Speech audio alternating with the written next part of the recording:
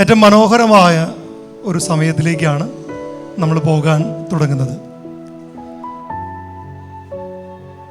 കേരളത്തിലെ ക്യാമ്പസുകളിൽ നിന്നും നമ്മുടെ കോളേജിൻ്റെ പ്രത്യേകത എന്താണ് എന്ന് ചോദിച്ചാൽ, വ്യതിരിക്തത എന്താണെന്ന് ചോദിച്ചാൽ, എൻ്റെ മനസ്സിലേക്ക് എപ്പോഴും വരുന്നത് നമ്മുടെ ഇവിടെ ഭിന്നതകളില്ല എന്നുള്ളതാണ്. ഇപ്പോൾ ഇവിടെ നമുക്കൊരു സ്റ്റുഡൻസ് യൂണിയൻ ഉണ്ട്. അതിൻ്റെ പേരിൽ ഇവിടെ പിള്ളേർ തമ്മിൽ എന്തെങ്കിലും വഴക്കൊന്നും ഇതുവരെയും എൻ്റെ മുൻപിലേക്ക് വന്നിട്ടില്ല. അല്ലെങ്കിൽ ഇവിടെ നമുക്ക് ഇത്ര അധ്യാപകരുണ്ട്, അധ്യാപകർക്കെതിരെ പരാതിയുമായിട്ട് പിള്ളേർ വരിക, അല്ല അധ്യാപകരുടെ ഇടയിൽ പരസ്പരം ഒരു പരാതി ഉണ്ടാവുക, ഇതൊന്നും നമ്മുടെ ഒരു കോളേജിൽ കാണുന്നില്ല എന്നുള്ളത് ചെറിയൊരു കാര്യമല്ല. ഒരു പ്രിൻസിപ്പൾ എന്ന രീതിയിൽ ഞാൻ നിങ്ങളെ എവിടെ വെച്ച് കണ്ടുമുട്ടിയാലും, കോളേജിൻ്റെ അകത്തോ കോളേജിൻ്റെ പുറത്തോ എവിടെ വെച്ച് കണ്ടുമുട്ടിയാലും ഒരു ചെറിയ ചിരി നിങ്ങൾ എനിക്ക് തരുന്നു എന്നുള്ളത് എനിക്ക് കിട്ടിയ വലിയൊരു അംഗീകാരമായിട്ടാണ് കാണാറ്. കാരണം അങ്ങനെ ഒരു വലിയ ഭാവങ്ങളൊന്നും നിങ്ങളിതുവരെയും, അല്ലെങ്കിൽ ഞാൻ അങ്ങനത്തെ ഒരാളാണെന്നോ മാറ്റി നിർത്തേണ്ട ഒരാളാണെന്നോ നിങ്ങൾ ഒരിക്കലും എന്നോട് അങ്ങനെ പെരുമാറിയിട്ടില്ല. ഞാൻ നിങ്ങളുടെ അടുത്ത് അങ്ങനെ തന്നെയായിരുന്നു. അതുപോലെ തന്നെ ചില കുട്ടികളെങ്കിലും ബോയ്സും ഗേൾസും ഒക്കെ അവരുടെ ഒരു സങ്കടങ്ങളുടെ കാര്യങ്ങളിൽ വളരെ ആത്മാർത്ഥമായിട്ട് വന്ന് ഒരു ചേട്ടനോട് പറയുന്ന പോലെ എന്നോട് പറയുന്നതിലും ഞാൻ ഒരുപാട് ആനന്ദിക്കുന്നൊരു മനുഷ്യനാണ്. കാരണം ഒരു വിദ്യാഭ്യാസ സ്ഥാപനം എന്തായിരിക്കണോ, ഒരു കോളേജ് എന്തായിരിക്കണോ എന്നെൻ്റെ മനസ്സിലൊരു സ്വപ്നമുണ്ട്. അതിലേക്ക് നമ്മുടെ കോളേജ് മെല്ലെ പോകുന്നു എന്നുള്ളതാണ് അതിനൊരു സന്തോഷം. ഇന്നിങ്ങനെ 2000 വർഷം മുമ്പ്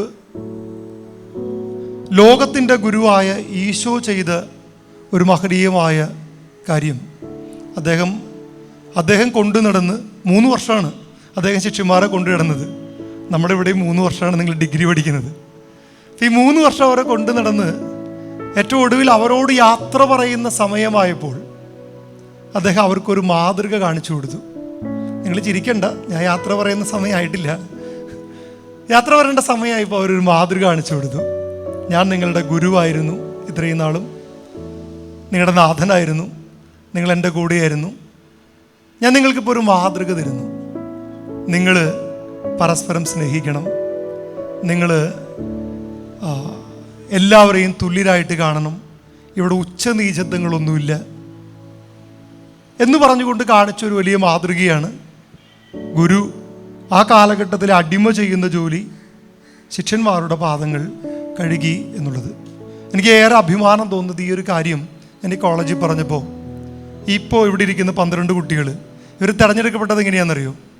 റാൻഡം ആയിട്ടാണ്. ഞാൻ സാറിനോട് പറഞ്ഞ് പുറത്തേക്ക് ഇറങ്ങിയിട്ട് വിളിച്ചോളാൻ പറഞ്ഞു. പിന്നെ 1-2 ചില പേരുകൾ എനിക്ക് പെട്ടെന്ന് മനസ്സിലേക്ക് വന്ന് അവരെയും വിളിച്ചോളാൻ പറഞ്ഞു. കാരണം ഇടയ്ക്കെങ്കിലും അവരായിട്ട് ഞാൻ വഴക്കുണ്ടാക്കിയിട്ടുണ്ട്. അവരെയും വിളിച്ചു, പിന്നെ കാണുന്നവരെയൊക്കെ വിളിച്ചു എന്ന് പറഞ്ഞു. അങ്ങനെയാണ് ഇവർ വന്നത്. ഇവർ വന്നിട്ട് അങ്ങേയറ്റം ഇതുവരെയും ചിലർക്കൊക്കെ ചെറിയൊരു ചമ്മലുണ്ട്, എന്താണ് നടക്കണേന്ന് അറിഞ്ഞുകൂടാത്തതുകൊണ്ട്. പക്ഷെ അങ്ങനെയല്ലാതെ ഒരു വിദ്യാർത്ഥി എന്ന രീതിയിൽ അവരെല്ലാ സഹകരണവും തന്ന് അവരതിന് തയ്യാറായിട്ടാണ് ഇവിടെ ഇരിക്കുന്നത്. അപ്പം അതുകൊണ്ട് അവരെയും ഞാനൊന്ന് അഭിനന്ദിക്കുകയാണ്.